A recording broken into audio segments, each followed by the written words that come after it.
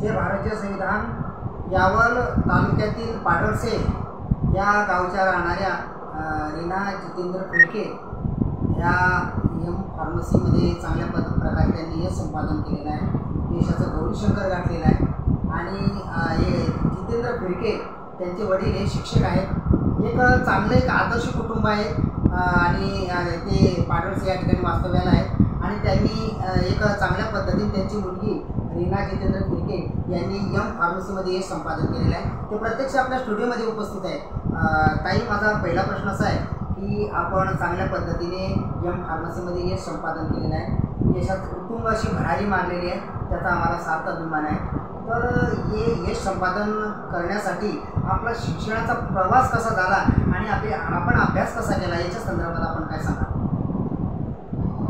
शिक्षणाचा प्रवास तर सगळ्यांसाठी तसा खडखडच असतो। जितकं सोपं आपण करून घेणार तितकं सोपं बनत असतं। त्यामुळे सगळं काही आपल्यावरती डिपेंड असतं आपल्या माइंडसेटवरती।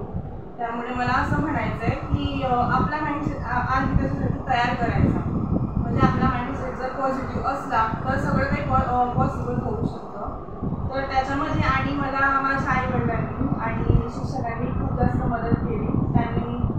शिक्षकांनी तर सिलेबसमध्ये भरपूर जास्त मदत केली, जसं की सगळ्यात कठीण वाटणारा सिलेबस मला सोपा करून त्यांनीच सांगितला आणि आईवडिलांनी आयुष्याचा सिलेबस सोपा करून दिला त्याच्यासाठी। आणि त्यामुळे माझ्याकरता हे खूप मोठं बलिदान होतं त्यांचं, शिक्षकांचंही आणि आईवडिलांचं। तर त्यांना आधी थँक्यू माझ्याकडून। प्रत्येक यशस्वी पुरुषाच्या पाठीमागे एका स्त्रीचा हात असतो, तसं ताईंच्या यशामागे त्यांच्या आईवडिलांचा सिंहाचा वाटा आहे आणि एक कॉन्स्टिट्यूशन चांगल्या पद्धतीने एकाग्रचित्त आणि त्यांनी त्याग करून यशाचं गौरीशंकर गाठलेला आहे, त्याचा आपल्याला सार्थ अभिमान आहे।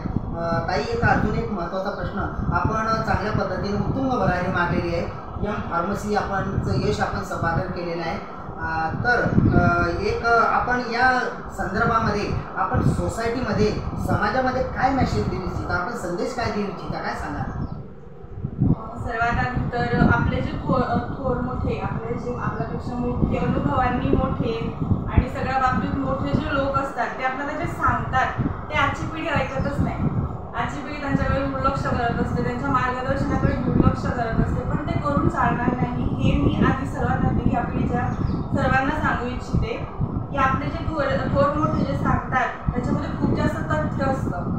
जरी त्यांना आपल्या ज्या क्षेत्रामध्ये त्यांची काही आयडिया नसली ना, तरी पण ते आपल्याला आयुष्याच्या क्षेत्रामध्ये फार मोठी मदत करतात, फार मोठं त्यांचं एक्सपिरियन्स ते सांगत असतात, फार मोठं त्यांचं मार्गदर्शन आपल्याला घडत असतं। त्यामुळे त्याच्याकडे दुर्लक्ष करून चालणार नाही, तुमच्याकडे त्यांना आपण पाठिंबा दिला पाहिजे, त्यांना आपण फॉलो केलं पाहिजे असं मी म्हणेन। ताई, आपण एक चांगल्या पद्धतीने एक्सप्लेनेशन चांगलं केलेलं आहे आणि ठळक आणि मुद्देसूद एक्सप्लेनेशन केलं आहे। ताई, एक महत्त्वाचं अजून एक की आपण एक यशाचं गौरीशंकर गाठलेलं आहे, एम फार्मसीमध्ये हे संपादन केलेलं आहे आणि या पंचक्रोशीमध्ये यावल तालुक्यातच नव्हे तर जळगाव जिल्ह्यामध्ये आपण एक नावलौकिक मिळवलेलं आहे। एक आईवडिलांचं एक भूषण, आईवडिलांचं नाव आपण भूषण केलेलं आहे, त्याचा आम्हाला सार्थ अभिमान आहे। तर आपण या यशाच्या संदर्भामध्ये या यशाचं श्रेय आपण कोणाला द्याल, काय सांगा? श्रेय तर सर्वात आधी आईवडिलांनाच देईल आणि त्याच्यानंतर माझ्या सर्व शिक्षकांना देईल। शिक्षक वर्गही मला खूप जास्त मार्गदर्शन मिळाला आत्तापर्यंतचा, लहानपणापासून आतापर्यंत। आणि माझे सर्वात पहिले शिक्षक तर आईबाबाच होते, कारण तेही जिल्हा परिषद शाळेमध्ये शिक्षिका आहे आणि मी जिल्हा परिषद शाळेमधूनच पुढे गेलेली विद्यार्थिनी आहे। तर त्याच्यामुळे या सर्वांना माझं सर्व श्रेय आहे। एक महत्त्वाचं की आईवडील हे त्यांचे शिक्षक आहेत आणि शिक्षण क्षेत्रामध्ये एक महत्त्वाची भूमिका त्यांनी बजावलेली आहे आणि एक सुंदर असं वृत्त त्यांनी या ठिकाणी निर्माण केलेलं आहे आणि त्यांनी अशी उत्तुंग रीना जितेंद्र फिरके यांनी अशी उत्तुंग अशी भरारी मारलेली आहे। ताई, आपण डॉक्टर बाबासाहेब आंबेडकरांनी सांगितलं आहे, टीच युनिटी अँड मेक स्ट्रगल, शिका, संघटित व्हा आणि संघर्ष करा। शिक्षण हे वाघिणीचं दूध आहे आणि शिक्षणाचं काय महत्त्व आहे, मॅच्युरिटी जे आहेत ज्यांना जे सुशिक्षित आहेत त्यांनाच कळतं की बाबासाहेबांनी किती संघर्ष केलेला असेल आणि कशी त्यांनी कशा पद्धतीने त्याग केलेला असेल याचं चित्र आपल्या डोळ्यासमोर आहेच. ताई, एक महत्त्वाचं की आपण एक चांगल्या पद्धतीने हे संपादन केलेलं आहे आणि एक आम्हाला त्याचा सार्थ अभिमान आहे.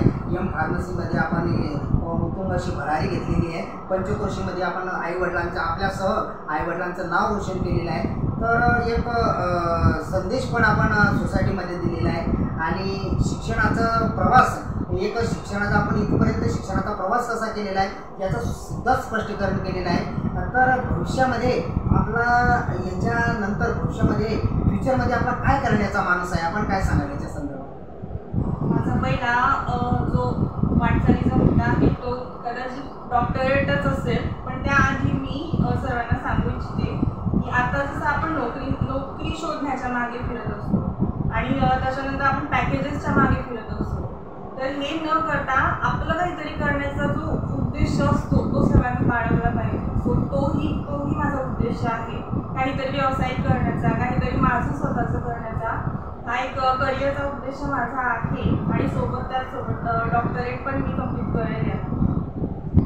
ताईंनी त्यांचं स्वप्न सांगितलं, भविष्यामध्ये मला असं करायचं आहे. त्यांनी एक जिद्द आपल्यासमोर प्रगट केलेली आहे आणि एक डिसिजन घेतलेला आहे.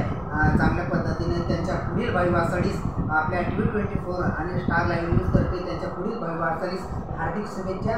Jogilal Surwade, TV24 star live news, chief editor, Jalgaon.